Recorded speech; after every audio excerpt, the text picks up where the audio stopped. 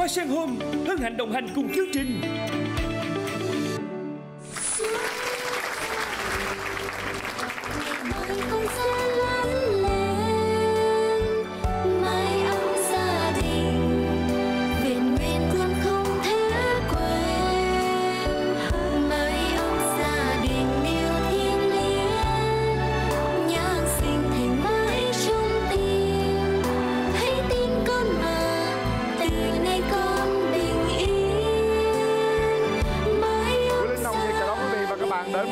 Mái ấm gia đình Việt. Chương trình do Đài Truyền hình Thành phố Hồ Chí Minh phối hợp cùng với công ty Golden Mall thực hiện với sự đồng hành của hệ thống siêu thị vật liệu xây dựng và nội thất Hoa Sen Home. Chương trình được phát sóng vào lúc 20 giờ 30 thứ Tư hàng tuần trên kênh HTV7 Đài Truyền hình Thành phố Hồ Chí Minh. Quý vị thân mến, đây là một chương trình mang giá trị nhân văn rất là cao, hỗ trợ và chia sẻ với những hoàn cảnh khó khăn trong cuộc sống, đặc biệt là những hoàn cảnh có người thân mất trong đại dịch Covid. Quý vị đã xem chương trình rồi, chúng ta thấy những hoàn cảnh vô cùng khó khăn quý vị. Những em nhỏ bị mất cha, mất mẹ trong đại dịch Covid đó cần sự chia sẻ của cộng đồng xã hội. Và chương trình Mái ấm gia đình Việt ra đời muốn tạo được một mái ấm gia đình Việt với sự cộng hưởng của tất cả khán giả truyền hình, với tất cả bà con trên cả nước. Mong rằng những cái mảnh đời khó khăn đó sẽ bớt khó khăn hơn nhiều. Đặc biệt các em sẽ có được một học bổng để hướng đến những điều tốt đẹp nhất trong cuộc sống này.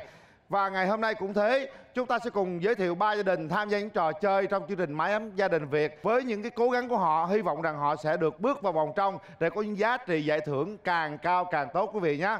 Còn bây giờ, trước khi giới thiệu hình ảnh của 3 gia đình, Quyền Linh xin mời quý vị ta đón chào hai nghệ sĩ rất quen thuộc với chúng ta. Đó là ca sĩ Khổng Tú Quỳnh và diễn viên Minh Dự.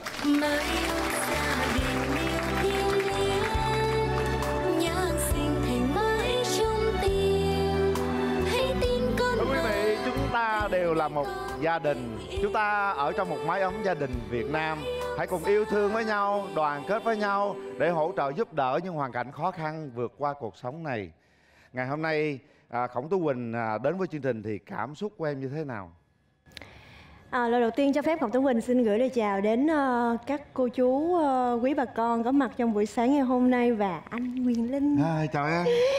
Quỳnh cũng được biết đây là một chương trình rất là ý nghĩa, bởi vì là các nghệ sĩ đến với chương trình này sẽ cùng với các gia đình mình sẽ tham gia những cái hoạt động, những cái trò chơi phần nào giúp cho gia đình của các bạn gọi là đỡ khó khăn hơn sau cái đại dịch Covid. Thì em nghe xong là em nhận lời liền. Cái lúc mà đại dịch thì trong vấn đề công việc của em cũng gặp nhiều khó khăn. Thì lúc đó em cũng rất là buồn rầu, nhưng mà sau đó thì em lại nhìn lại, em lại thấy là mình còn rất là may mắn, tại vì mình còn được sống, mình còn có sức khỏe và những người trong gia đình mình bên cạnh mình vẫn còn rất là đầy đủ. Đó là một điều rất là may mắn và em muốn là mình đứng ở đây để mà có thể lan tỏa cũng như là có thể đồng hành cùng mọi người để tham gia chương trình. Hy vọng là sẽ mang đến cho mọi người những cơ hội trong cuộc sống của mọi người ạ. Rồi, cảm ơn Khổng Tú Quỳnh rất nhiều. Bạn nói rất đúng, chúng ta còn đứng đây là chúng ta quá hạnh phúc rồi so với những mảnh đời bất hạnh, đặc biệt là đại dịch Covid, những người đã ra đi mãi mãi không trở về. Đó là những cảm xúc mà không bao giờ chúng ta quên được. Còn với Minh Dự, dạ em gửi lời yêu thương tới tất cả mọi người nghe. Dạ từ nãy giờ chị Quỳnh nói đúng hết, chính xác hết. Và nhiệm vụ ngày hôm nay em xuất hiện ở đây, cái chương trình gì, công việc gì mà đem lại quyền lợi, đem lại tiền cho những anh chị các bạn đang khó khăn thiếu thốn là em làm hết, chơi hết mình. Chơi hết mình đúng không? Dạ. Cảm ơn Minh Dự rất nhiều. Còn bây giờ chúng ta sẽ nghe Khổng Tú Quỳnh hát đây. Một tiếng hát có thể nói trong veo, một tiếng hát có thể nói đem rất nhiều cảm xúc đó cho tất cả mọi người. Và ngày hôm nay hy vọng rằng tiếng hát của Khổng Tú Quỳnh sẽ giúp cho các đội chơi sẽ có thêm cái phần thăng hoa của họ và nỗ lực của họ để đến với phần chiến thắng nha. Xin mời quý vị cho tràng pháo tay thật lớn đến tiếng hát Khổng Tú Quỳnh.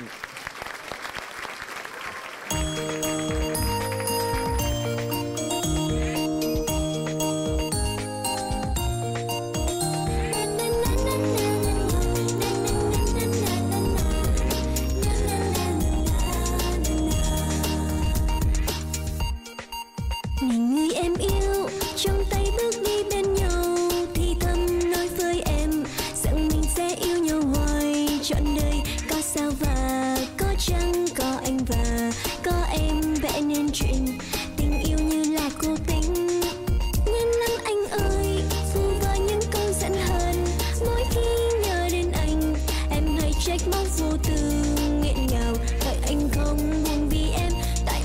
sẽ chỉ vỗ về để bây giờ em nhớ em mơ.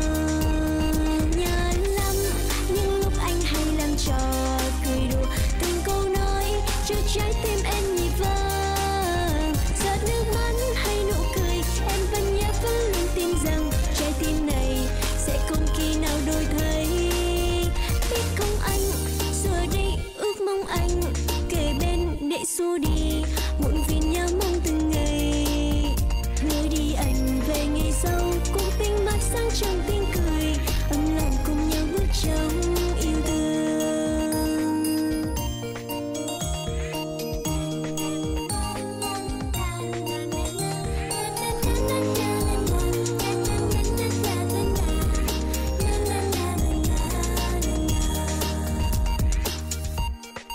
Nhân lắm anh ơi, vô vơ những câu giận hờn.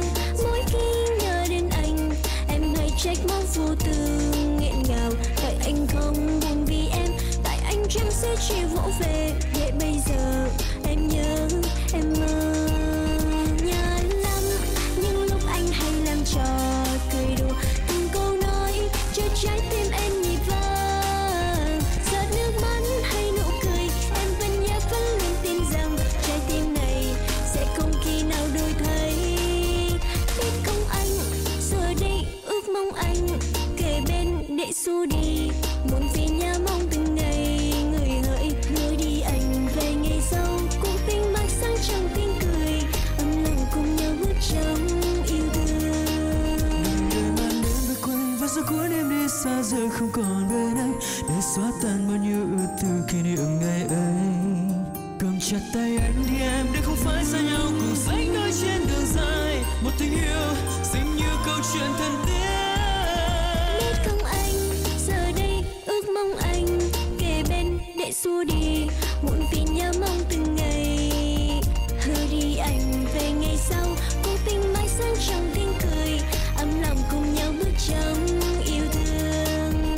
Mơ một ngày cùng anh vẽ ngôi nhà tình yêu kể về em kể về anh ngọt ngào. Mơ một ngày cùng anh vẽ ngôi nhà ấm em kể về em nhẹ nhàng nói yêu em.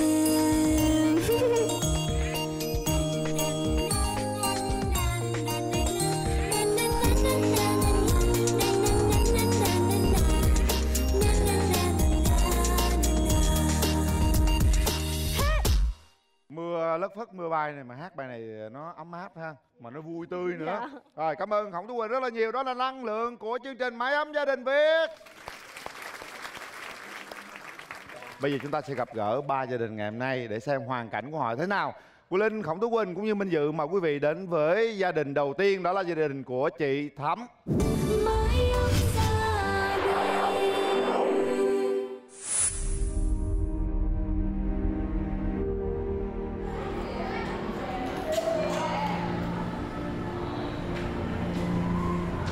Con tên là Võ Thị Ngọc Ngân, năm nay con 12 tuổi, con học lớp 77, trường trung học cơ sở Bùi Văn Thủ.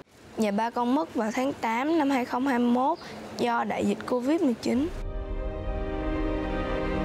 Chiều ngày đó, ba vẫn điện về, ba nói là ba khỏe. Sau đêm đó thì bệnh viện nói là ba mất. Tại vì chồng tôi là thu nhập chính trong gia đình. Giờ chỉ có mình nuôi 2 đứa con nhỏ đi học. Rồi bán nước thì bấp bênh lắm, ngày kiếm được chừng 100.000 à. Trước đó thì tôi bán ngoài đường á. Mà giờ tôi về trong nhà tôi bán. Tại vì ở ngoài á, không có ai nấu cơm nấu nước cho bé lớn nó đi học, nó về nó ăn nữa. Đi học về ăn cơm ở nhà. Rồi đỡ tốn tiền chứ học bán trú là tiền dữ lắm, không có đóng nổi.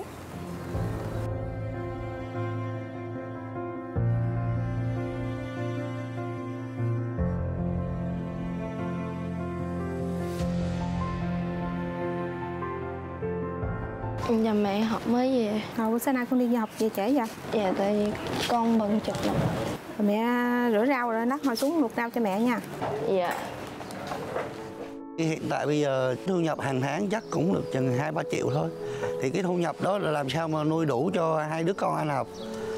Gia đình chị rất là khó khăn trong vấn đề đó. Ngôi nhà đang ở là của anh em chồng, bên chồng cho ở nhờ, vậy thôi. Tại vì anh Nguyên đã mất, tôi thấy vậy. Tôi đi xin công và đi lượm đồ. Thì cũng có mua ít, nhờ công anh em đem về làm giùm. Con yêu thích việc học và tương lai của con thích làm bác sĩ, có thể giúp chữa bệnh cho mọi người để mọi người không có bị giống như ba con.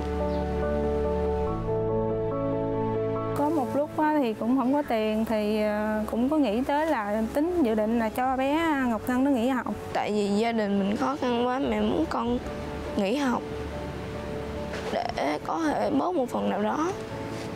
Thì lúc đó con rất là buồn, nhưng mà cái suy nghĩ thì con thấy là mình nghỉ học để cho em mình đi học cũng được. Em con đã mất mát, mất ba từ rất còn nhỏ, là không muốn nhường phần học tập đó cho em con.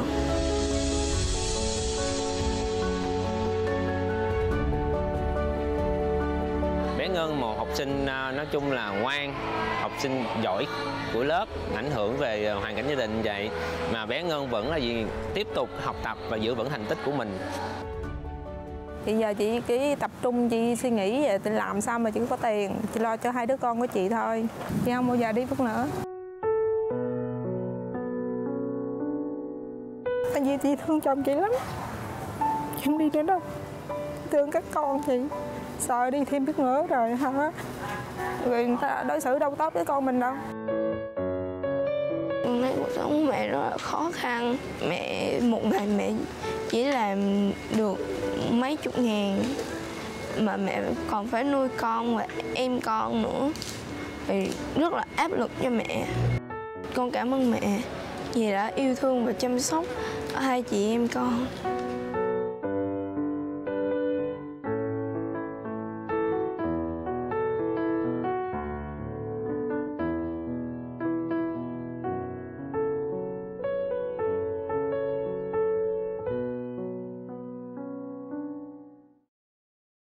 Mấy ông gia đình yêu thiên liêng, nhạc sinh thành mãi trong tim.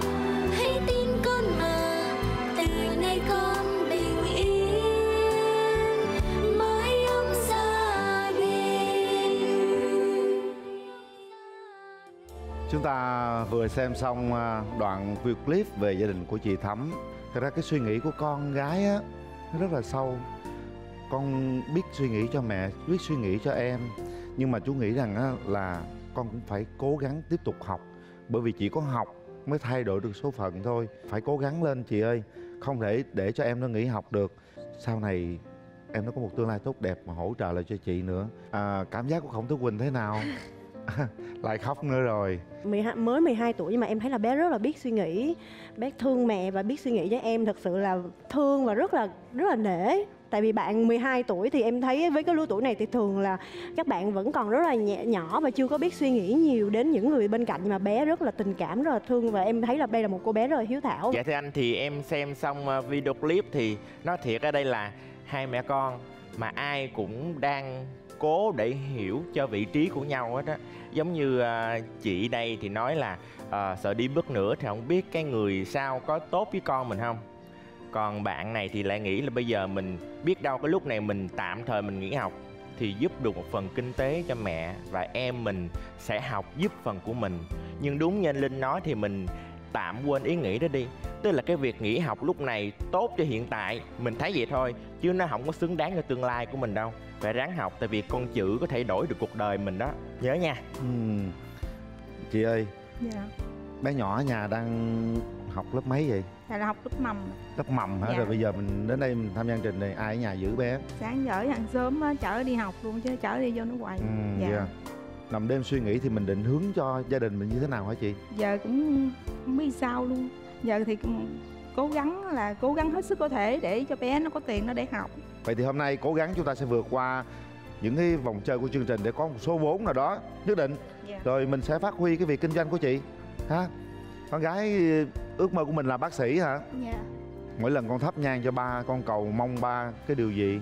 Dạ, con cầu mong ba là ba phù hộ cho mẹ bán được để mẹ có tiền để mẹ nuôi hai chị em con. Chúc cho gia đình chúng ta sẽ gặp thật nhiều điều may mắn, và đặc biệt trong ngày hôm nay chúng ta sẽ cố gắng nỗ lực để vượt qua các vòng chơi của chương trình. Đó là hoàn cảnh của gia đình chị Thắm. Còn bây giờ Quyền Linh xin mời quý vị chúng ta sẽ tiếp tục đến với hình ảnh gia đình thứ hai. Xin mời.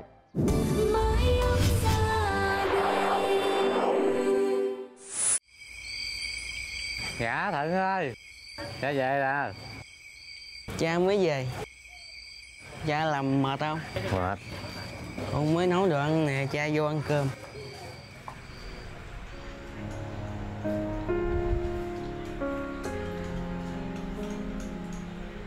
Con tên là Huỳnh Phong Nhã, năm nay học lớp 9, học trường trung học cơ sở Linh Đông.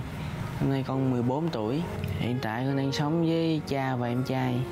Mẹ con mất vì Covid vào tháng 8 năm 2021. Lúc đó mẹ còn sống, còn vui vẻ nên con cũng không có biết là mẹ đi sớm vậy.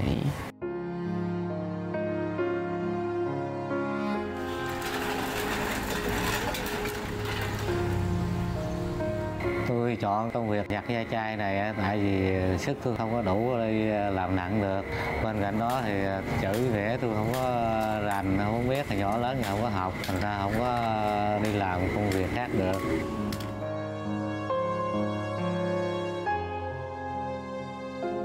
Thì mình bỏ công là mình đi làm mướn, mà ai mướn gì làm đó, mà cái gần gì người ta cười chê. Miễn mình có việc làm là được rồi.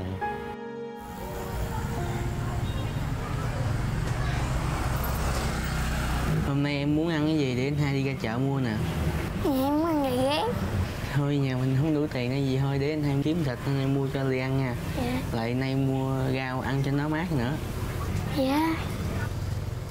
Khi ra đường thì thấy người ta cũng đủ cha đủ mẹ, nhưng mà con thì mất mẹ thì con cũng thấy buồn, tủi thân lắm. Hai anh em con cũng cố gắng tự lập để cha con không phiền lòng. Thuận ơi, hát cho anh hai bài nghe đến hai bớt mệt đi. Anh thích nghe bài gì? Hát bài Ba Thương Con đi. Ba thương con thì con giống mẹ, mẹ thương con thì con giống ba. Cả nhà ta thường thương yêu nhau, xa lại nhau cùng nhau là cười.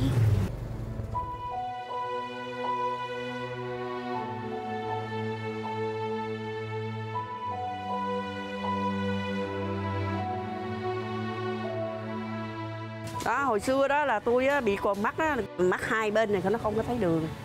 Nhưng mà vợ chồng này nói chung ra là cũng đâu có giàu có gì mà có mà ăn đâu. Nhưng mà cổ còn đây, cổ mới từ chén cơm đi qua đút cho tôi ăn, ghẻ cá tôi ăn, tôi nhớ chứ không phải là không. Chồng cũng vậy nữa, lấy cơm qua đưa cho ba ăn đi, bà không thấy đường này kia nọ đồ. Rồi cổ mới nói với số anh Sam nè, dìu dắt cho tôi đi mổ mắt sáng. Tôi cũng biết cái ơn cái đó chứ không phải là không. Nhưng mà giờ cổ đã ra đi rồi, nhưng mà tôi nhớ mãi mãi trong lòng của tôi vì đó. Vợ chồng ở được lắm chứ không biết lòng với ai, cũng đáng thương lắm cô. Nhiều lúc đó, ngồi buồn tôi nhớ vợ tôi thấy cũng buồn nhiều lắm. Cũng là sợ con nó buồn theo, ra cũng cỡ nào cỡ cũng ráng gượng thôi chứ đâu có mà khóc rồi con nó thấy. Buổi tối nằm ngủ thì con cũng nhớ mẹ, thì con nằm khóc một mình không có ai thấy. Lúc nào con cũng hay cười vì con không muốn nghĩ đến chuyện buồn nữa. Con tên là Huỳnh Minh Thuận, học lớp 4, trường tiểu học Bình Quế. Năm nay con 9 tuổi. Hồi nhỏ con từng đã ra chỗ cha làm để chơi. Cái cha khiêng rất là nặng cực lắm, vì vậy con rất là thương cha. Mỗi lớp con muốn làm người lái xe cẩu để giúp cha. Chân cha con hồi xưa đi làm bị té xe nên bị gãy. Lúc đó cha con bị thương gắn ốc vít vô chân á, rồi nhà cha con không có điều kiện nên ốc vít vẫn còn trong chân cha con tới bây giờ.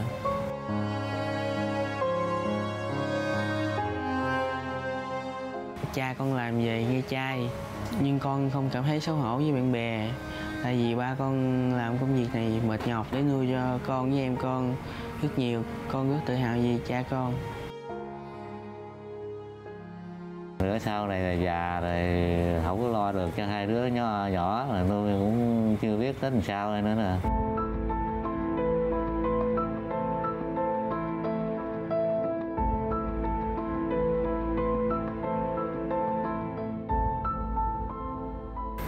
Khó. Đó giờ con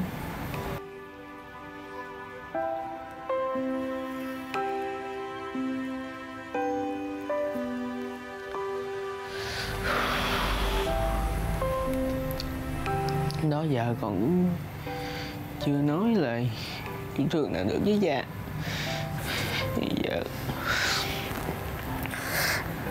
Bây giờ con muốn nói là con yêu cha nhiều lắm.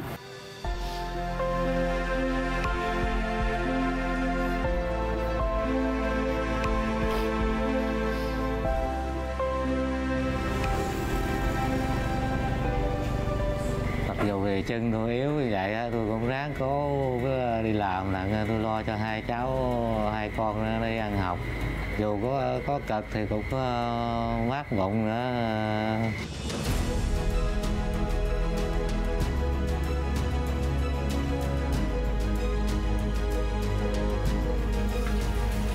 Bây giờ thì còn có mình cha thì con cũng cố gắng yêu thương và chăm sóc cha nhiều hơn. Con hứa sau này học giỏi để lo cho cha với em nhiều hơn.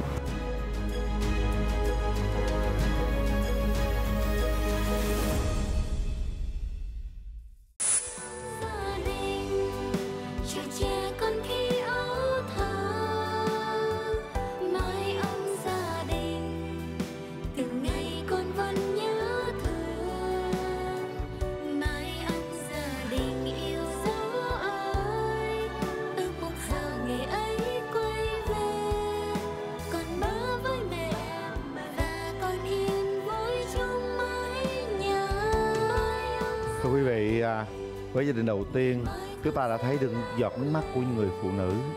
Còn với gia đình thứ hai, chúng ta lại tiếp tục thấy những giọt nước mắt của những người đàn ông. Thưa quý vị,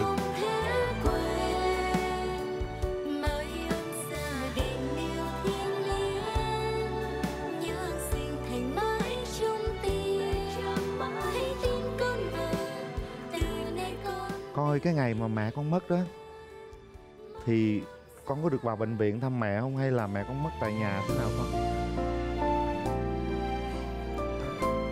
Mẹ con để chút là mẹ con mất trên bệnh viện, con không có được lên thăm.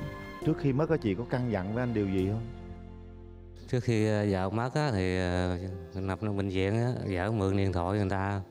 Vợ nói thôi ở nhà ông ráng lo cho hai nhỏ nó mạnh khỏe nha, cho nó ráng vô cho nó học.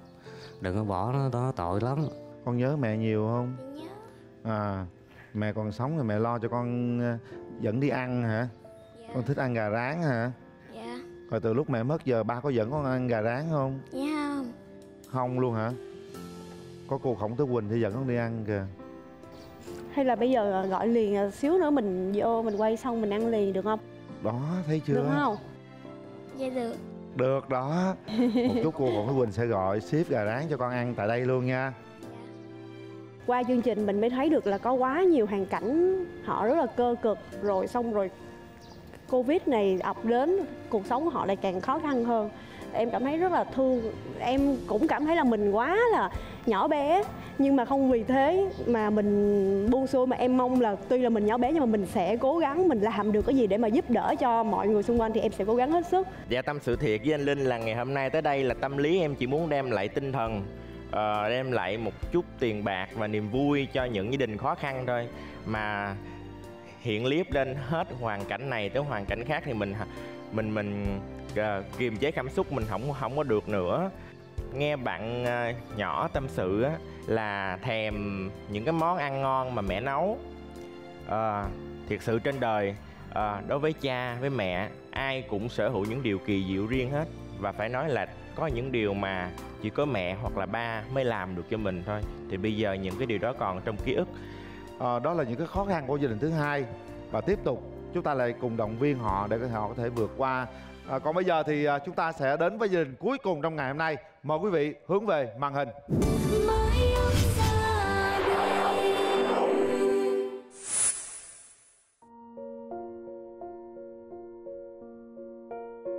Con tên là Trần Thị Lan Phụng, năm nay con 15 tuổi.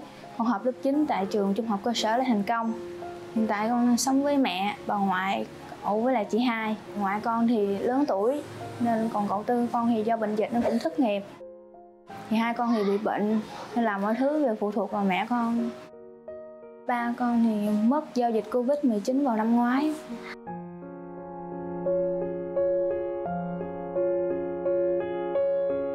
Anh bệnh Covid á, Covid anh bệnh và điều trị cho bệnh viện Nhà Bè. Ở trên đó được 2 ngày và anh mất. Khi chị nói ảnh còn nghe. Chị nói thôi anh dán đi, dán ăn uống vô đi, mạnh khỏe về mẹ con em. Chứ giờ có mình anh nè, nếu anh mất rồi mẹ con em sống sao đây?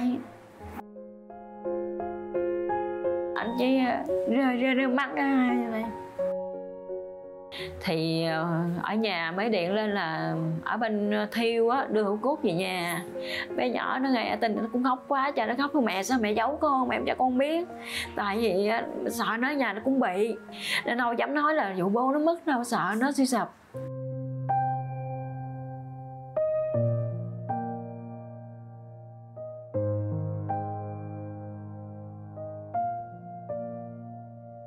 Chị hai con tên là Trần Thị Hồng Loan, mà chị hai con cũng 23 tuổi. Chị hai con bị bệnh về não nên là chậm phát triển hơn là những người khác, như là nói chậm hơn hoặc là hoạt động chậm hơn. Chị hai con cũng có thể tự ăn, tự tắm rửa, mà chỉ có tiện là chị hai con có kiểu lâu lâu sẽ khác một chút, nên là sẽ thần kinh không có ổn định, sẽ đập đồ hay phá.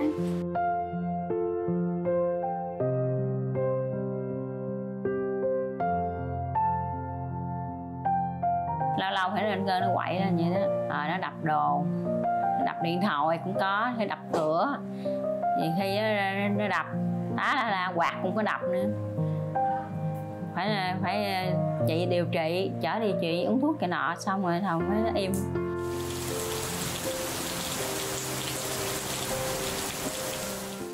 Xin tóm tắt là cái hoàn cảnh của Trần Thị Hồng Đều hiện nay là giờ chồng chết thì nuôi 2 đứa con.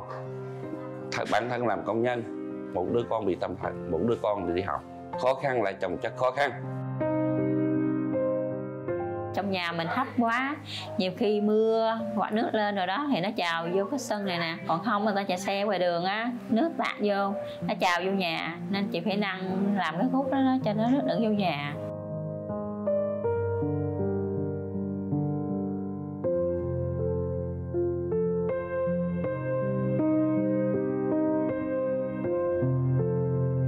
Chăm học đó, cũng ngoan, học cũng giỏi, cũng được đó. Năm nào cũng được cái giấy khen hết trơn á. Tôi thấy là bé là một học sinh rất là ngoan, lễ phép và có cái sự cố gắng trong học tập. Bố con thấy sau này là con trưởng thành nên người với làm được một công việc ổn định giúp đỡ mẹ. Mà cái đó bố con chưa thấy được thì bố con mất rồi. Nếu mà có thể nói một lời với mẹ thì con sẽ nói là con cảm ơn mẹ nhiều lắm. Cảm ơn vì mẹ đã trải qua nhiều điều khó khăn mà không bỏ rơi được con. Con nói là con rất thương mẹ và con sẽ cố gắng đồng hành suốt quãng đường với mẹ cùng với chị hai, và sẽ cố gắng sau này trở thành tài để giúp đỡ mẹ.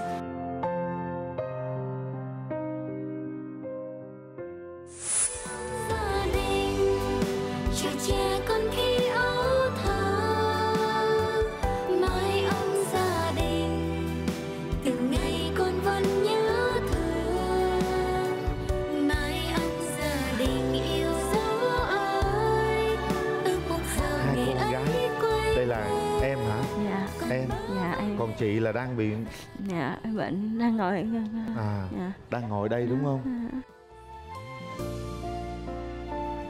Nào, đây đi với chị Khổng Tú Quỳnh nào. Đứng đây nha. Con gái này là mấy tuổi chị? Dạ cháu 23 tuổi. Bệnh từ lúc nào vậy? Dạ bệnh từ lúc cháu đã gần 1 tuổi á. 1 tuổi là bị bệnh rồi chị hả? Giờ tình trạng của bé làm sao?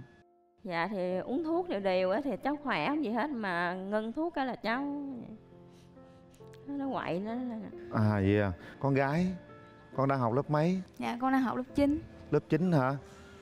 Con mơ ước sau này sẽ làm gì để phụ giúp mẹ với lại chị? Dạ thưa chú, mong con sau này cũng làm thông dịch viên. Thông dịch viên hả? À, con học tiếng Anh giỏi không? Dạ con học cũng được tốt. Cũng được hả? Con gái tên là gì? Dạ, chị hai con tên là Trần Thị Hồng Loan. Con nói được không? Không được, ở nhà chị có nói không? Dạ có, nhưng mà thường hỏi về tuổi hay tên chị hai không có trả lời được. Rồi ở nhà chị đi làm, đây đi học, rồi ai chăm cho bé này? Dạ nhờ bà ngoại trông coi giùm. Vậy à. Mình có một cái chia sẻ gì với gia đình không Minh Dự? Cả ba gia đình ai cũng mất mát người thân trong gia đình. Mà em nghĩ là đôi khi người thân đó còn sống thì cái đồng tiền kiếm ra cũng không hơn được bao nhiêu. Nhưng quan trọng đó là cái chỗ dựa tinh thần. Mà cái tinh thần là cái quan trọng nhất. Nó vực dậy mình để cho mình còn tiếp tục sống, còn làm việc. Đằng này là phải mất đi chỗ dựa tinh thần. Mà riêng gia đình này thì người còn ở lại cũng đang chịu sự khó khăn về bệnh tật, sức khỏe. Thật sự không muốn khóc, tại vì mình là phải đem lại tiếng cười cho mọi người. Nhưng mà em cũng không biết làm sao giờ. Thôi ngày hôm nay em sẽ ráng hết sức để cho giúp tất cả gia đình, không nhiều thì cũng ít, được một phần nào đó để về tiếp tục làm việc và tiếp tục có những nụ cười. Dạ. Cảm ơn em. Rồi, bây giờ mời cả ba gia đình chúng ta trở lại sân khấu nào.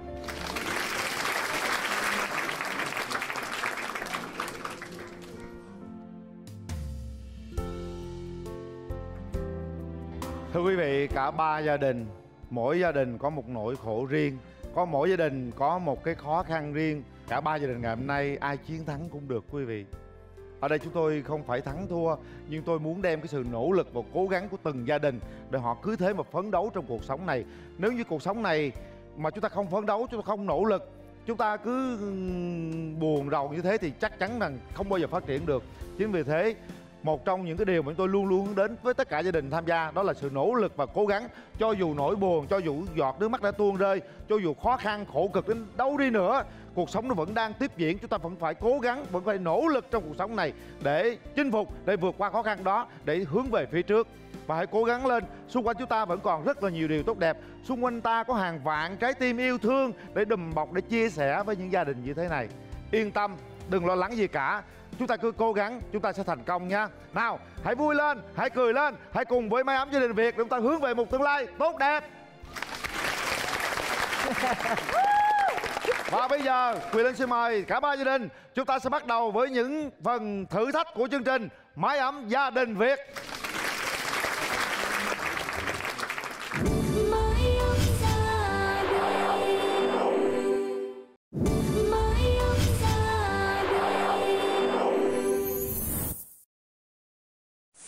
Chào đón quý vị và các bạn quay trở lại với Mái ấm gia đình Việt. Bây giờ đến lúc nghệ sĩ chịu áp lực đây. Chúng tôi sẽ có một trò chơi Khổng Tú Quỳnh của Minh Dự. Chiến thắng thử thách này thì gia đình chúng ta sẽ rất là dễ ở trò chơi đầu tiên ha. Nên chúng ta cổ vũ cho hai nghệ sĩ chúng tôi nha. Trò chơi như sau. Chúng tôi sẽ có 6 cái hình, 1, 2, 3, 4, 5, 6, bên đây cũng thế. Bây giờ Khổng Tú Quỳnh sẽ là người cầm hình lên, diễn tả làm sao cho Minh Dự biết đó là cái gì. Chúng ta treo vào số 1. Dạ. Cứ thế 2, 3, 4, 5, 6. Nào chuẩn bị về vị trí. Chị ơi, chị làm cho em dễ đoán nghe chị. Chị Em đưa cho khán giả xem nha. Khổng Tú Quỳnh đưa khán giả xem rồi mình diễn tả nha. Chuẩn bị 1 phút 30 giây dành cho các bạn. Bắt đầu. Diễn tả đi. Treo lên trước đi rồi diễn tả. Nóng quá. Nóng quá mình quạt. Quạt, đúng rồi. Số 1 luôn phải không chị? Đúng rồi, số 1. Nhanh lên, nhanh lên, nhanh. Nhanh lên. Treo lên thứ 2. Số 2 là cái gì? Rồi. Ủi đầu. Ủi đầu là cái gì? Bàn ủi. Ủi là gì ơi? Không lẽ lấy đồ đúng không? Vô. Là cái đồng hồ. Khoan. Treo trên tường. Đúng rồi. Dạ, ở trong đây không có treo đâu, treo tay đâu chị. Đồng hồ treo tường. Cái gì nữa chị? Tiếp tục treo lên, nhanh lên. Hết 30 giây rồi. Quét bụi, quét nhà. Trời. Hút bụi. Trời ơi, dễ ẹt, đừng có nhắc ra đây, nhắc quá trời quá đất luôn rồi nè. Nhanh lên, cái thứ 4 rồi. Chúng ta còn 45 giây nữa. Ờ, Cái gì? Tu. Cái tạ tàu lửa. Đúng rồi. Ủa tu về tàu lửa hả? Tu. Đoán hay vậy. Cái gì? Chèo xuồng. Bự lắm là cái tàu. Yeah. Rồi đúng là cái cuối chơi. Rồi. Như vậy là các bạn không đến phút 30 giây. Cái này nó cũng dễ ha. Và bây giờ chúng ta sẽ nhận quyền ưu tiên từ máy ấm gia đình Việt cho cả 3 gia đình trong ngày hôm nay. Đó là gì? Mời Minh Dự đọc to lên. Dạ. Giảm 20 chai chứa ký tự không đúng. Chúc mừng. Như vậy là các bạn đã hoàn thành nhiệm vụ của mình, giúp cho 3 gia đình vượt qua một nửa khó khăn để chiến thắng ở vòng chơi đầu tiên. Chúng ta sẽ đến với vòng chơi đầu tiên dành cho cả 3 gia đình ngày hôm nay.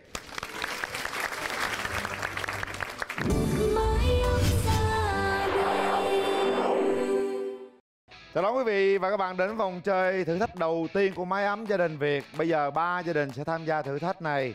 Thời gian chúng ta sẽ tính cho từng gia đình. Vòng chơi đầu tiên, thử thách thứ hai, thử thách thứ ba, cả 3 thử thách cộng lại, gia đình nào có thời gian thấp nhất, gia đình đó sẽ là chiến thắng để bước vào vòng chơi cuối cùng để rút những cái bản logo của chương trình có giá trị giải thưởng rất là cao. Đầu tiên, đại diện cho 3 gia đình, chúng ta sẽ chọn 3 cái hộp chữ cái này. Chúng ta sẽ tham gia trò chơi là ghép thành ngữ. Mỗi hộp sẽ có câu thành ngữ khác nhau. Chúng ta bề trắng vàng tay đen đi. Ai thắng ai thua. 2, 3. Bàn tay trắng, bàn tay đen lên. Ra là thua rồi. Rồi hai người này quánh tu xì đi coi ai thắng.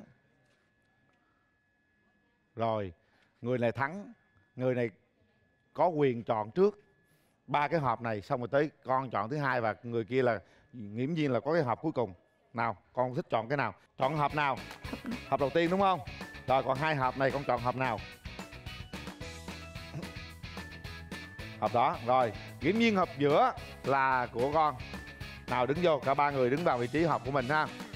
Đơn giản là như thế này chú quý vị. Trong 3 hộp sẽ có các chữ cái của một câu thành ngữ nào đó. Thì chúng ta sẽ lựa ra, chúng ta đoán. Bây giờ nó chưa có chữ đâu, mình đoán thôi. Ví dụ mình kêu chữ U thì một thành viên khác sẽ ở trong cái nhà banh này. Chúng ta sẽ lục tất cả cái này, kiếm ra chữ U. Kiếm chữ U xong chúng ta đem về kia, sắp bên kia. Bạn này đọc chữ gì thì thành viên còn lại sẽ tìm cái chữ đó, xếp vào cái bàn kia. Sau khi xếp rồi chúng ta thấy được cái câu thành ngữ rồi đó, chúng ta đem dán lên cái bảng kia. Đội nào nhanh nhất có thể nha, chúng ta cố gắng chinh phục được thời gian. Còn nếu như thời gian mà dài quá thì các bạn khó có chiến thắng để bước vào vòng trong lắm. Rồi, nghệ sĩ thì sẽ giúp ở phút thứ 2 mới được vào. Khi vào thì các bạn muốn giúp gì giúp. Có thể đoán thành ngữ đi, kiếm cái chữ cho nó nhanh. Hoặc chỉ cần có thể là ở dưới, dưới đó luôn. Một vài chữ bên kia là mình đã đoán được thành ngữ là gì rồi. Có thể là sau 2 phút thì Minh Dự đoán được ha. Rồi mình giúp cho họ kiếm chữ cho nó nhanh lên. Các bạn hiểu chưa? Tất cả vào vị trí để chuẩn bị xuất phát. Mỗi gia đình sẽ phân công vị trí khác nhau. Bây giờ sau 2 phút Quyền Linh sẽ thông báo để Minh Dự cùng với Khổng Tử Quỳnh sẽ vào hỗ trợ.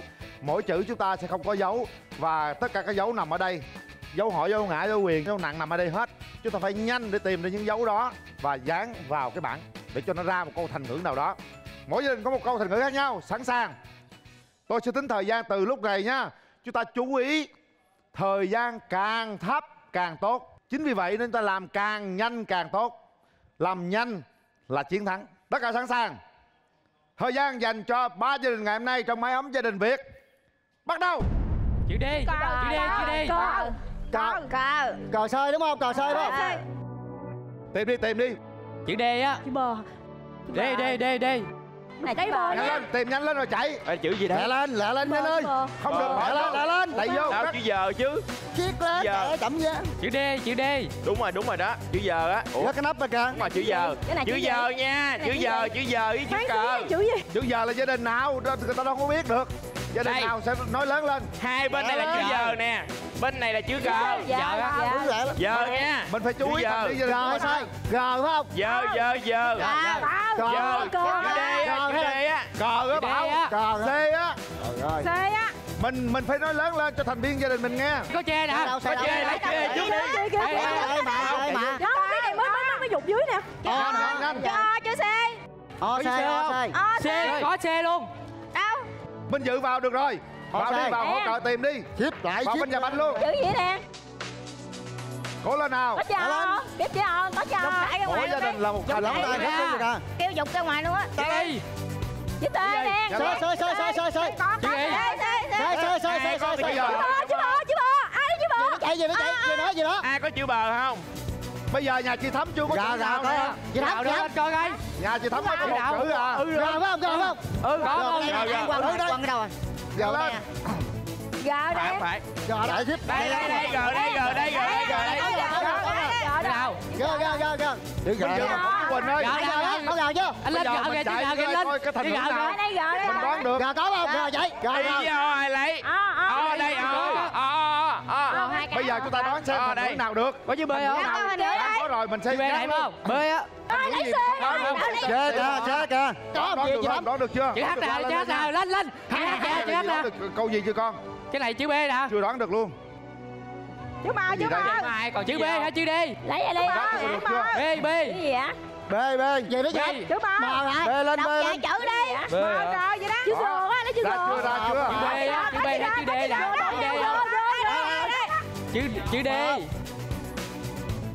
Con ra chữ gì chưa? Có chữ D gì không? Đoán được chữ gì chưa? Đó là chữ gì chưa? Đoán được la lên. Chữ D chưa? Có mờ không? Mờ đây. Chạy mờ luôn. Mờ. Chữ B. Đi lên. D mở á. B mở thôi, chữ D cũng được. Chưa. Hai chữ tự trừ này thôi. Đoán được chữ gì chưa? Đoán được chữ gì chưa? B hoặc chữ D. Có rồi luôn. Đen. Rồi chị. Xem được chữ chứ không, Tú Quỳnh ơi, la lên. Chữ gì đó? Anh đoán được chưa? Anh Nhã ơi, đoán luôn đi. Từ cái gì? Chữ B phở. Đoán được chữ là cho dán lên liền luôn. Khoe không? Có chữ B hoặc chữ D không mà. Đen. Kìa đen. Có không? Kìa. Để nào lấy đi con. Chữ B hoặc chữ D.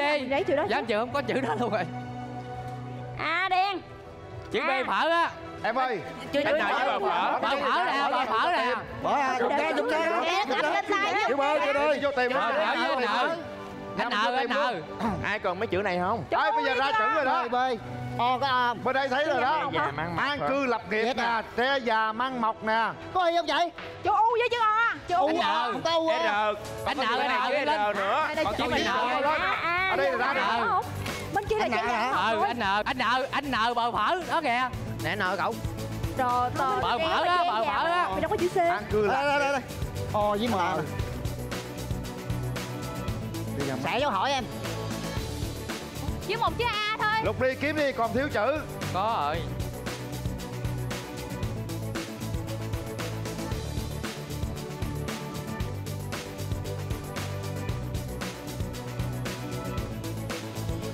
Rồi, đội gia đình của chị Thắm. Rồi, chúng ta về đây nào, chúng ta đứng đây nào, đứng hết rồi mặt lên nào. Và cuối cùng thì tất cả 3 gia đình đã hoàn thành được nhiệm vụ của mình. Mỗi gia đình có một cái thời gian khác nhau. Đầu tiên là gia đình của chị Thắm, đó là chia ngọt sẻ bùi. Đội thứ hai là của em Nhã, là an cư lạc nghiệp. Thứ ba là của chị Điều, là tre già măng mọc. Chúc mừng cả 3 gia đình.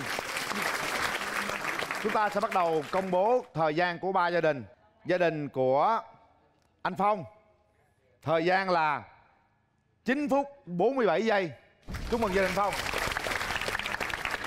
Gia đình tiếp theo là gia đình của chị Điều, 12 phút 52 giây. Gia đình của chị Thắm là 12 phút 54 giây. Như vậy là chúng ta đã có thời gian chênh lệch với nhau cũng không có nhiều lắm. Riêng gia đình của anh Phong đó, là em Nhã đó, là có thời gian thấp nhất. Tạm thời ở thử thách đầu tiên, gia đình của anh Phong đã dẫn đầu. Chúc mừng. Chúng ta nhớ 3 câu thành ngữ này, nó rất quan trọng với chúng ta trong cuộc sống hàng ngày. Đó là chia ngọt sẻ bùi với nhau, tre già thì măng mọc, và an cư thì lập nghiệp ha. Vậy thì 3 cái thành ngữ này chúng ta sẽ cố gắng để làm sao chinh phục được nó, đồng hành với nó thì chúng ta sẽ phát triển trong tương lai. Chúc mừng 3 gia đình. Còn bây giờ thì chúng ta sẽ mời cả 3 gia đình chúng ta đến với thử thách thứ hai của chương trình Mái ấm gia đình Việt.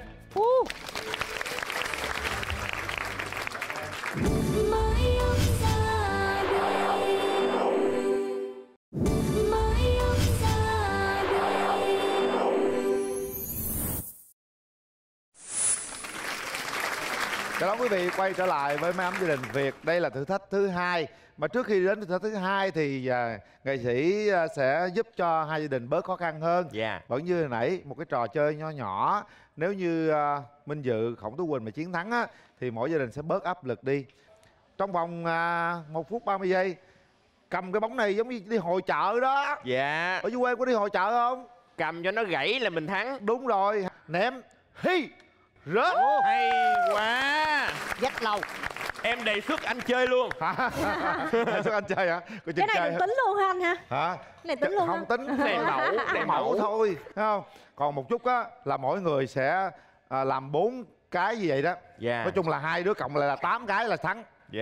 Vậy hai gia đình hãy ủng hộ các nghệ sĩ chúng tôi nha. Bây giờ bắt đầu làm nữa nào. Minh Dự làm. 2 người làm luôn. Hay quá vậy. Trời ơi. Trội lên cái trên hay quá trời ơi. Trời có bánh snack nữa kìa. Cố lên Dự ơi, cố lên Quỳnh ơi. Lên trên, trội lên trên á. Cố lên Dự ơi. Được 3 rồi. Được 3 rồi. Trời ơi. Bây giờ, ê thụt lui Minh Dự chơi gian. Đó, Khổng Tú Quỳnh đã được một cái rồi. Thụt lui không có được vượt qua cái mức đó. Cố lên. Thôi. Cố lên. Xa quá. Nhắm đàng hoàng chứ. Trời hay quá Minh Dự. 4 rồi. Còn 4 cái nữa. Còn 4 cái nữa, cố gắng lên nào. Khổng Tú Quỳnh mới được 1 cái, 2 cái, hay quá. Hay quá Khổng Tú Quỳnh. Còn hay quá. Còn 1 cái cuối cùng. 1 cái cuối cùng, mạnh lên. Mạnh lên. Yeah. Trời, đơn giản quá. Vậy là hôm nay các bạn đã chiến thắng được 2 vòng chơi rồi đó nha. Vậy là chúc mừng cho hai nghệ sĩ chúng tôi nào. Quyền ưu tiên sẽ dành cho các bạn. Chúc mừng. Đây. Chúc mừng các bạn. Chúng ta sẽ đến với thử thách dành cho 3 gia đình.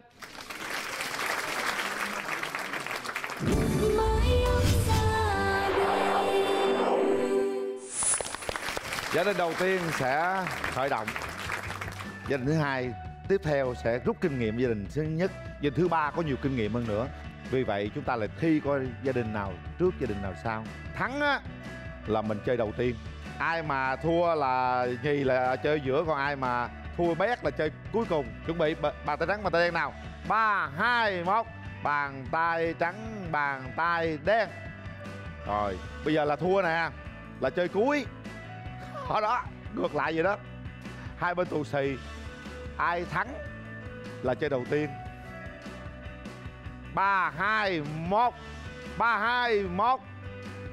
Rồi, chơi thứ nhì và người thua là chơi bét. Rồi, sẵn sàng chưa? Vậy là tất cả vị trí rồi ha. Nhiệm vụ của Khổng Tú Quỳnh cũng như là Minh Dự, chúng ta sẽ hỗ trợ đưa bóng cho các bạn và cổ vũ các bạn.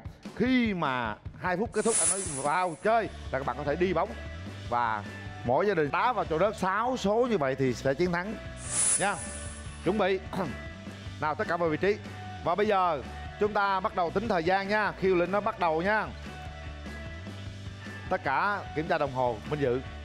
Dạ không. Không ha. Dạ. Không. Chuẩn bị. Càng chinh phục thời gian càng thấp càng tốt. Áp lực không con? Dạ có.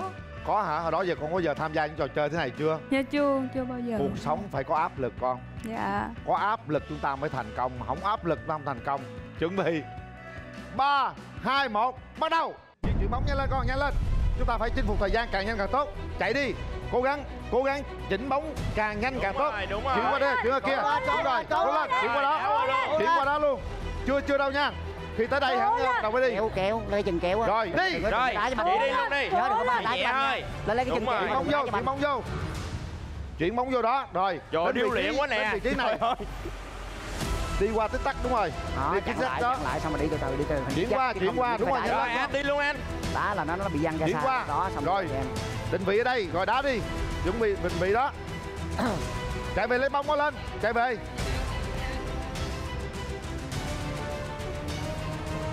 Không được rồi. Chuyển qua mau lên. Cố gắng qua dưới chắc nha, không có được bỏ, Chuyển qua đây. Phải đi qua đây nè nha bạn nha. Đá đi. Rồi. 1 số. Nhanh lên.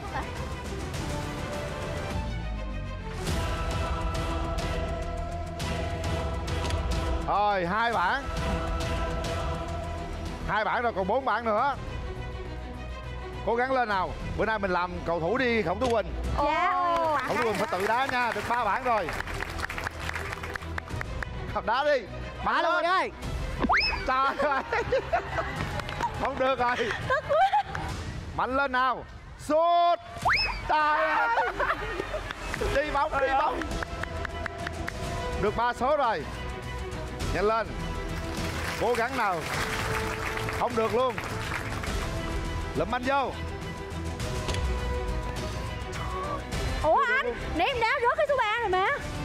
Số 3 là chưa đụng mà nó rớt. Phải đúng số nó mới được. Hay quá. Một số cuối cùng cho hai người này đi. Hai người này đá đi chị. Trời ơi. Thôi em đá giỏi, em đá vô đi cho nó vô thiệt. Minh Dự đá trái, không Quỳnh đá trái nữa đi. Cái này chị. Em nữa hả? Đá đi, mạnh lên. Em không có đi đá mà. Vô đi bé, vô đi bé. Trời ơi, cho em đá chỉ tốn thời gian vậy.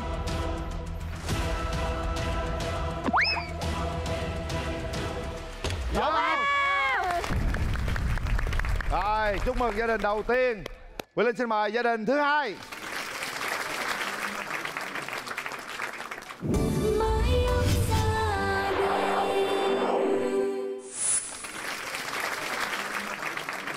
Và giờ chúng ta sẽ đến với gia đình số 2. Vẫn như thế. Sau thời gian 2 phút thì hai bạn sẽ vào hỗ trợ. Nào, sẵn sàng.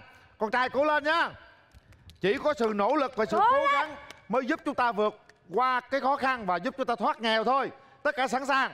Thời gian dành cho đội thứ hai. Bắt đầu. Cố lên, cố lên, cố lên, cố lên, cố lên, cố lên, cố lên. Đó, đúng rồi. Đúng rồi đó. Tinh thần như thế. Cố lên, cố lên, cố lên. Cố gắng nỗ lực. Lấy banh lên đầu, không được quá cái đó. Đúng rồi. Nhanh nhưng mà phải chính xác. Chính xác luôn. Dừng banh lại. Sút. Ôi, không được rồi. Phải đúng quy định nha. Không được vượt qua quy định. Từ từ thôi. Làm sai ta phải làm lại. Từ từ thôi, đưa cho đúng rồi. không tinh thần như thế. Chính xác như vậy luôn. Hay lắm. Cố lên em, cố lên, cố lên. Tinh thần và sự nỗ lực. Nào, cố gắng. Thấp thôi. Điều chỉnh lại. Đúng rồi. Không được. Chưa trúng điểm rồi. Luôn, không có vô. Nào. Không có tin. Vô. Một trái vô đó, một cái vô đó. Số 11. Di chuyển bóng mới lên. Số 5. Được 2 số. Chính xác. Cứ từ từ thôi. Số 6. 3 số. Hay lắm. Đấy, tinh thần quyết liệt như thế. Rồi, Minh Dự và Không Tú Quỳnh vô. Nghe ai đá nghe. Cố gắng. Số 1. Đây, đây, đây. Số 12. Tự nhặt bóng đá đi. Không được rồi. 7 bảng luôn. Không được luôn. Cố gắng trái cuối cùng. Còn một bảng cuối cùng thôi. Nào, cả nhà bình tĩnh. Không được luôn. Một cái cuối cùng. Trà trái này hơi lâu rồi nha. Thời gian quan trọng lắm. Đây, trái cuối cùng. Chúc mừng. Hay quá. Đồng hồ đã dừng lại rồi. Hay. Như vậy là chúng ta đã thấy được sự nỗ lực của gia đình thứ hai. Chúc mừng. Quỳnh Linh mời gia đình cuối cùng.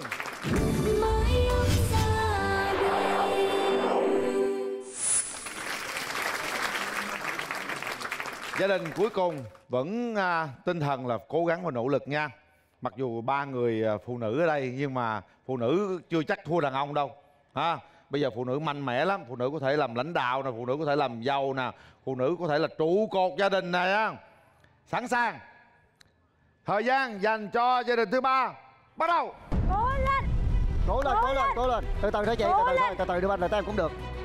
Cố lên, cố lên. Đó. Đúng rồi, cố lên, cố lên. Đi qua, vượt qua chướng ngại vật. Đúng rồi. Đàn ông làm được, phụ nữ cũng làm được, không lo gì cả. Đúng rồi. Quan trọng là chúng ta chiến thắng chính bản thân của mình. Cố lên, cố lên, cố lên. Cố lên, cố lên. Quá luôn, quá luôn, cái nữa luôn. Quá luôn. Rồi, đưa cho Bảo đi. Bảo chỉnh bóng lại và sút thôi. Em đá một cái đi. Không được luôn. Chưa. Thôi, đá tiếp thì Không Tú Quỳnh. Trời ơi, mém được. Nào, cố lên. Hay quá. Một bảng. Đi làm mạnh đi. Thứ hai. Tiếp tục. Không được luôn rồi. Đá đi. Đá đi. 2 bảng. Hay quá. Chính xác luôn. 3 bảng. Hay quá Minh Dự. Cố lên. Cái đi cái nữa. 4 bảng. Trời hay vậy. Hay quá. Vậy.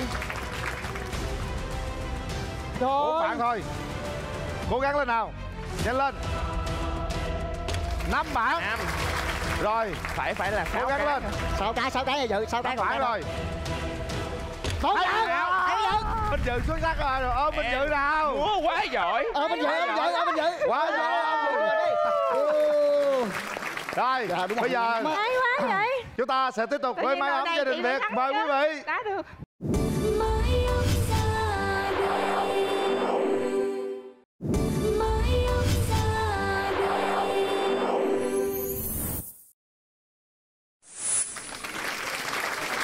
Chào đón quý vị đến với vòng trò chơi dành cho khán giả trong chương trình Mái ấm gia đình Việt.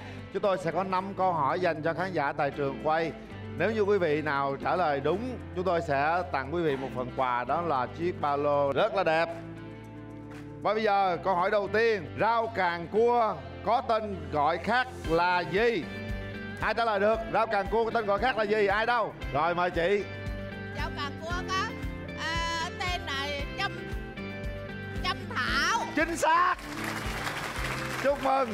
Câu hỏi số 2, kiến trúc sư nước nào đã thiết kế bưu điện trung tâm thành phố Hồ Chí Minh? Trước đây là bưu điện trung tâm Sài Gòn.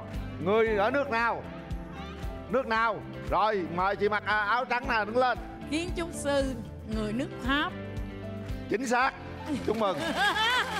Câu hỏi tiếp theo, chiếc đồng hồ của nước nào đã được bay vào vũ trụ năm 1961? Chiếc đồng hồ của nước nào? Rồi mời chị áo đen. Xin trả lời với em là nước Liên Xô. Đó là Liên Xô. Chúc mừng. Câu hỏi tiếp theo, tên gọi tiền thân của chiếc máy ảnh ngày nay là gì? Rồi mời chị mặc áo bông. Trả lời chú Quyền Linh là máy chụp ảnh. Máy chụp ảnh. Sai. Ai biết nào? Dạ gọi là máy chớp ảnh. Máy chớp ảnh. Chị đã trả lời chưa đúng. Gọi là buồn tối. Chính xác, buồn tối. Câu hỏi tiếp theo, truyện Mắt Biếc của nhà văn Nguyễn Nhật Ánh xuất bản lần đầu tiên vào năm nào? Rồi mời em trai. Dạ theo em là 1999. 1999 đó là đáp án sai. Rồi mời chị. Nhà văn Nguyễn Nhật Ánh sản xuất bài Mắt Biếc năm 1990. Chính xác. Xuất bản năm 1990. Mời chị nhận quà của chương trình.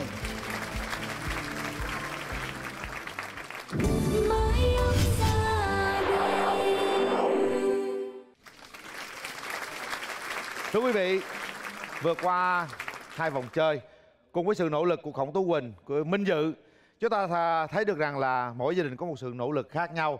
Chúng tôi hy vọng rằng sau chương trình này chúng ta sẽ có một cái số vốn nhất định để đầu tiên là phải giữ gìn sức khỏe, sau đó sẽ phát triển kinh tế bằng mọi cách để chúng ta thoát nghèo.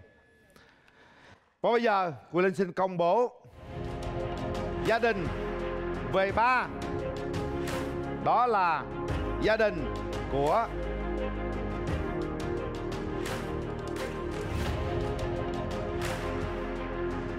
gia đình về 3 nhận được số tiền thưởng 15 triệu đồng. Đó là gia đình của chị Điêu. Chúc mừng.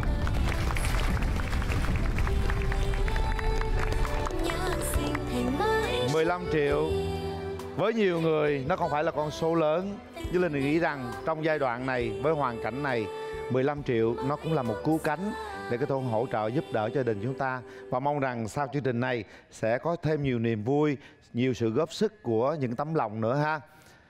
Đừng lo lắng gì cả, chúng ta vẫn có rất là nhiều điều tốt đẹp đang chờ phía trước. Và bây giờ sẽ là gia đình thứ 2. Khi tôi công bố gia đình về nhì nhận giá trị giải thưởng 20 triệu đồng, tức là gia đình thứ 3 là gia đình chiến thắng. Chúng ta hãy vui lên nào, chuẩn bị. Gia đình về nhì nhận được giá trị giải thưởng là 20 triệu đồng. Đó là gia đình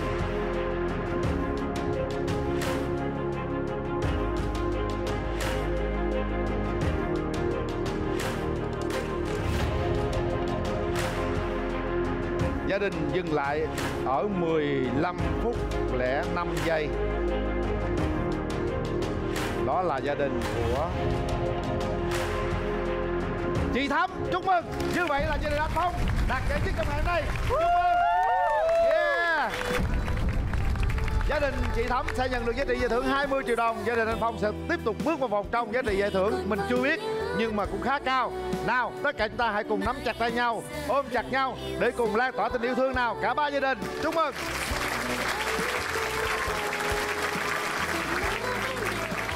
Nào, thưa quý vị, thật ra mỗi gia đình đều có khả năng khác nhau, mỗi gia đình đều có sự cố gắng khác nhau. Nhưng mà ngày hôm nay họ đã nhận được tất cả những tình yêu thương của chương trình Mái Ấm Gia Đình Việt. Hai gia đình về nhì và về ba sẽ nhận giá trị giải thưởng của chương trình, đó là 15-20 triệu đồng. Còn gia đình cuối cùng chúng ta sẽ tham gia thử thách cùng với hai nghệ sĩ để đạt được số bản logo càng nhiều càng tốt. Tất cả đã sẵn sàng chưa? Sẵn sàng. Chúng ta sẽ đến với vòng chơi cuối cùng của Mái Ấm Gia Đình Việt.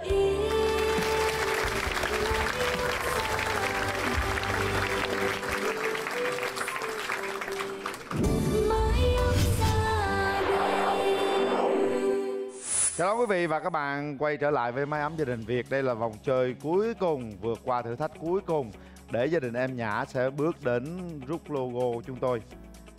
Thời gian tùy thuộc vào các bạn. Các bạn làm nhanh thì càng có nhiều logo. Thử thách như sau. Đây, trò chơi trở lại ngày xưa, chuyện tắm cám. Có rất nhiều loại đậu, đen, đỏ, xanh, trắng. Mỗi số liệu của các hạt đậu nó tương ứng với con số để mở khóa. Cái khóa đó nó là mở bằng số. Thành ra là thí dụ bây giờ chúng ta có số 15 là đậu đen thì mở số 15 đầu tiên. Dạ. Cái đen đỏ nó có 20, tôi mở số 20. Dạ. 20 đó không được, mình chuyển qua số bên kia. Ví dụ màu đen, đỏ, xanh, màu xanh ví dụ có 21, mình mở 21. Dạ. Trắng thì có 9, mình mở số 9. Vậy là 4 số đó ra cái khóa. Dạ. Hiểu chưa? Dạ, hiểu. Này là dễ hiểu nhất. Số đậu này tương đương với 4 con số để mở cái khóa kia. Đen, đỏ, xanh, trắng. Trong cái rương đó mở được rồi, nó sẽ có cái neo, cái mỏ neo đó với cái sợi dây thừng. Mình thấy vô cái vòng đằng kia kìa, mình rút cái sợi dây đó về. Khi rút sợi dây về thì quả bóng nó lên trên tới đỉnh đó. Dạ. Hết thời gian. Dạ. Vậy thì chúng ta làm công việc này càng nhanh càng tốt. Dạ. Càng nhanh thì chúng ta sẽ rút được nhiều logo. Thí dụ các bạn có thời gian 1 phút đi, các bạn sẽ rút được 8 logo luôn. 1 phút. Dạ. 8 logo. Mỗi logo có 10 triệu, 20 triệu, 30 triệu, 40 triệu, 5 triệu cộng lại. Giải thưởng rất cao. Vậy thì cố gắng lên nha. Chuẩn bị. Thời gian để tìm mã số cho chìa khóa để mở khóa bắt đầu. Đó. Nào cố lên. Cố lên. Cố lên. Đây là thử thách dành chúng ta. Cố lên. Nếu mà thời gian mà chinh phục được 1 phút á, thì các bạn tuyệt vời luôn. Lựa xong rồi đếm. Đếm thực tế cái con số nó bao nhiêu. Mã số của cái khóa này đây. 30 giây rồi. 1 phút chúng ta sẽ rút được 8 bản luôn. Cố gắng lên. Đếm rồi ai đếm nhớ nha, để chúng ta có thể mở được khóa. Nhớ bộ phim Tắm Cám quá. Các bạn hãy cổ động lên nhiều. Như vậy là ta qua 1 phút rồi, không có cơ hội 8 bản rồi. Cố nhanh hơn nữa đi.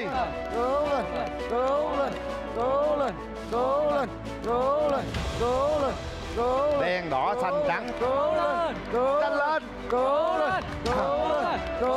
Không Thu Quỳnh đã mở rồi hả? Số mấy mà mở vậy? Đọc lên Không Thu Quỳnh. Dạ 52. Hả? 52. Số mấy? 52. 52 là số màu đen hả? Màu gì? Em bấm số đầu tiên. Đâu có được, em phải bấm mở số đầu tiên.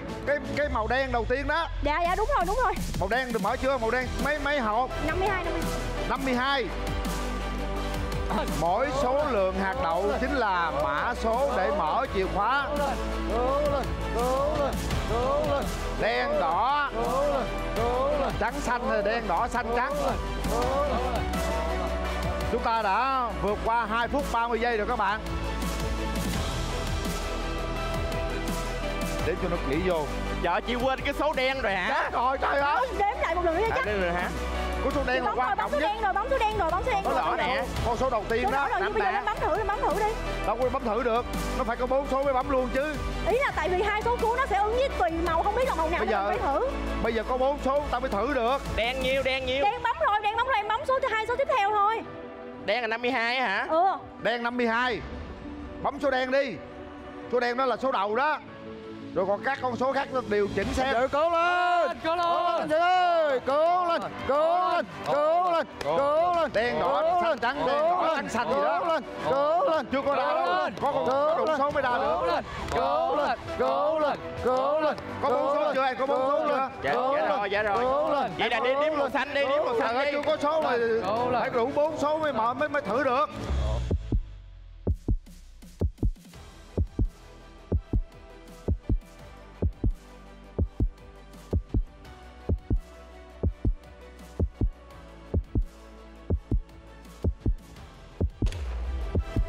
Được chưa? Rồi. Hay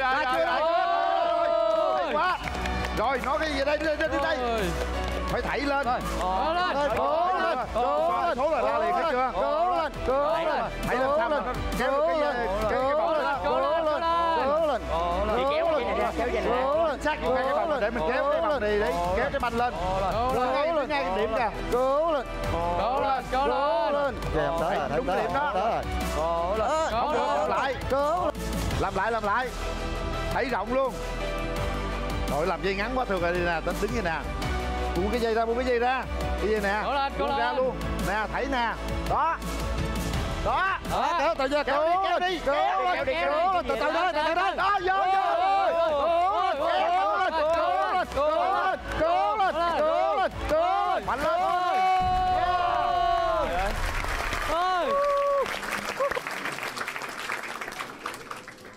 Thưa quý vị, nếu như mà gia đình chúng ta vượt qua quá 10 phút thì chỉ có một bảng thôi. Từ 8 phút lên đã một bảng rồi. Từ 8 phút đổ xuống chúng ta sẽ được 2 bảng. Và bây giờ tôi sẽ công bố số phút dừng lại là 7 phút 28 giây. 7 phút 28 giây. Như vậy là gia đình của em Nhã sẽ nhận được 2 logo của chương trình Mái ấm gia đình Việt.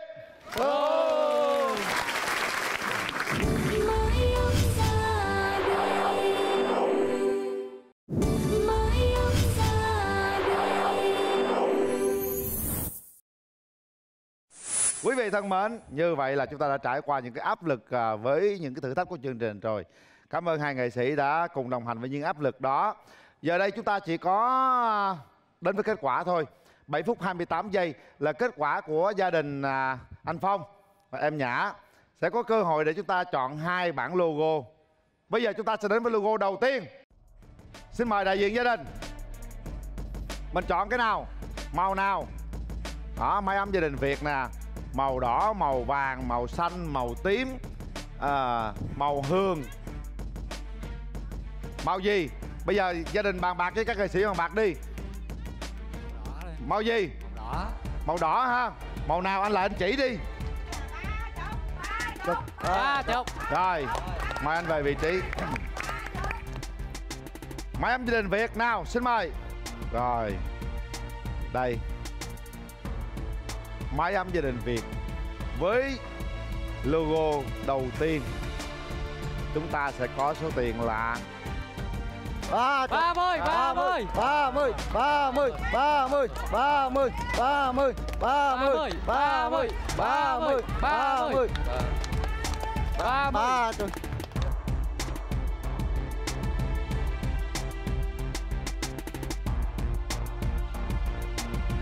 Có số 5.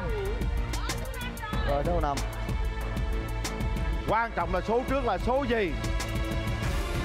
Số trước là số 0 á, là 5 triệu. Số 1 là 15.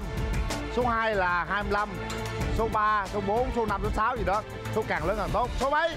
Vậy là 5 năm đi, 5 năm đi. 35 triệu. 35. Ông nhựa qua xe những nguồn hạnh phúc là 15 triệu đồng. Một bản logo đầu tiên 15 triệu đồng. Chúng ta sẽ đến với logo thứ hai. Nào Minh Dự có thể tư vấn thử xem theo em là... Chú thích màu gì? Bên kia chú thích màu gì? Màu xanh dương. Xanh dương đi ha. Hy vọng đi 95 triệu. Con trai muốn màu gì? Con thích màu gì? Màu xanh. Màu xanh luôn. Còn đây màu gì? Dạ màu xanh. Đó, không lẽ giờ gia đình 3 người 2 người chọn xanh đâu dám cãi. Và quyết định của anh Phong, đưa ra quyết định cho anh. Cả màu xanh luôn đi. Màu xanh. Xanh gì? Xanh da trời hay là xanh dương? Da trời. Da trời đúng không? Xanh da trời, rút là có lời. Anh quyết định đi anh Phong. Dạ, màu xanh da trời á. Hả? Màu xanh da trời. Xanh da trời, rút là có lời anh. Xanh da trời, rút có lời. Chắc chắn chưa? Mời màu xanh da trời. Chị kia chỉ nói xanh da trời không? Cả bầu trời đó. Xanh da trời ơi, cả bầu trời chú Linh ơi. Xanh da trời là có lời, là có cả bầu trời. Quay qua đây là chú Linh ơi. Chú Linh rồi về chú Linh. Gì đây?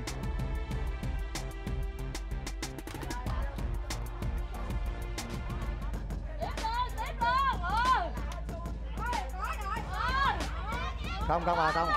Tôn hoa sen mái ấm gia đình Việt. Xanh da trời. Trời ơi, 7 số 0 rồi. 7 số 0 không biết trước số 0 là số mấy. Phải không? Dạ. Mình thử xanh nước biển coi nó khá hơn không? Thử xanh nước biển coi. Cũng màu xanh. 15 triệu. Rồi 15 triệu.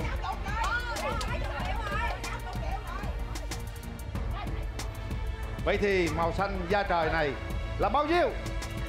60.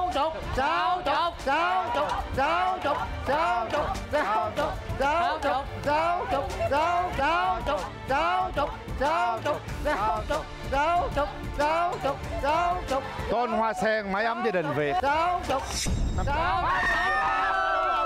Em đoán đúng 30. 30. Thấy không? Rút là có lời. Xin chúc mừng. Như vậy là ngày hôm nay gia đình của anh Phong nhận được giá trị giải thưởng là 45 triệu đồng. Đúng. Đón 30 rồi. Mời cả 3 gia đình ra đây để nhận giá trị giải thưởng của chương trình Mái ấm gia đình Việt. Xin mời.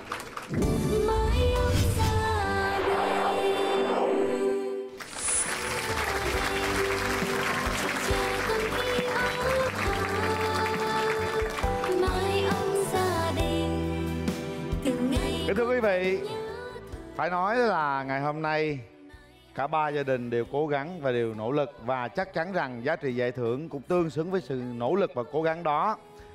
Chúng ta sẽ đến với gia đình đầu tiên, gia đình của chị Điều sẽ nhận được giá trị giải thưởng là 15 triệu đồng. Xin mời Minh Dự. 15 triệu đồng. Dạ, đây. Gửi chị nha. Dạ. Em hy vọng là đây là con số đủ để xong chương trình này về gia đình mình nhìn nhau cười cái, rồi tối nay mua cái gì đó nấu cho cả nhà một bữa thiệt là ngon mà hôm bữa giờ mình muốn ăn mà không có dám. Rồi đêm nay mình nằm mình bàn bạc coi ngày mai mình dùng số tiền này đầu tư học hành, sách vở hay bất cứ cái gì tốt cho tương lai mình cứ làm. Dạ. Cảm ơn Minh Dự. Xin mời Khổng Tú Quỳnh với giá trị giải thưởng gia đình chị Thắm là 20 triệu đồng.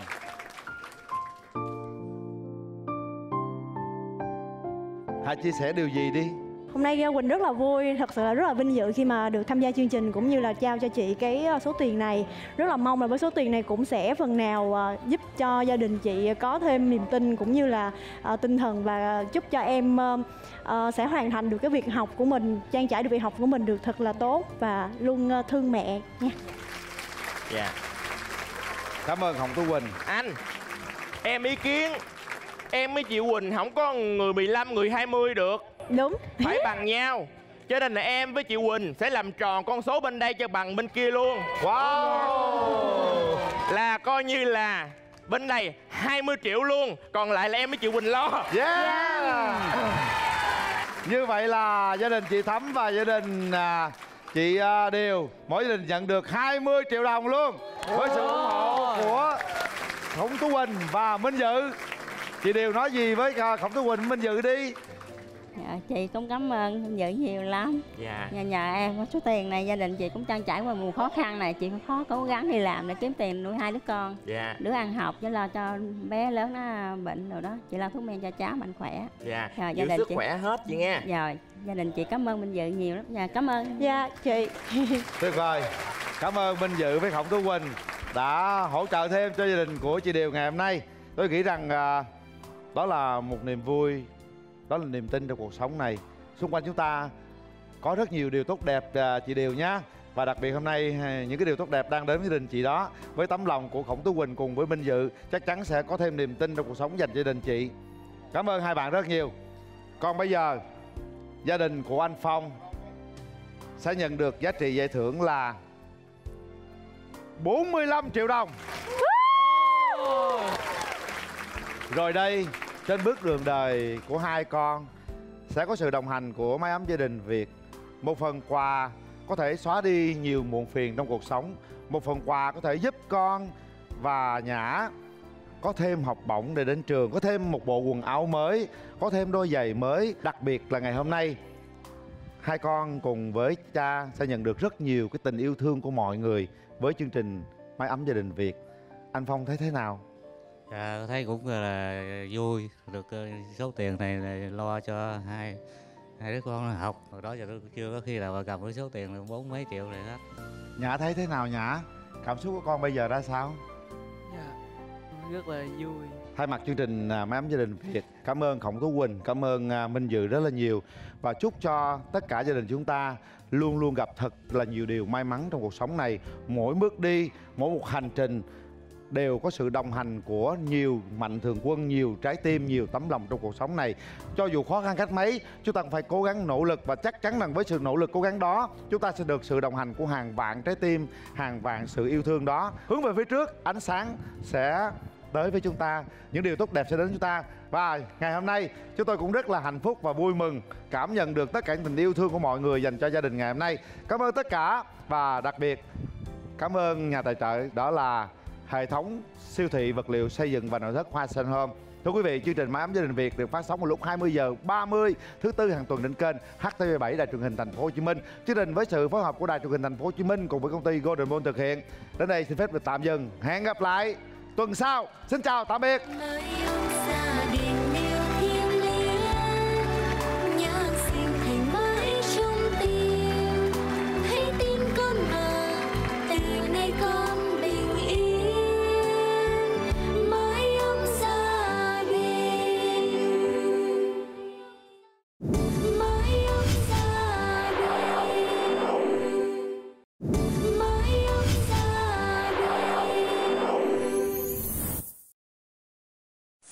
Hoa Sen Home hân hạnh đồng hành cùng chương trình. Ngày mai con sẽ lớn lên, mái ấm gia đình, vẹn nguyên con không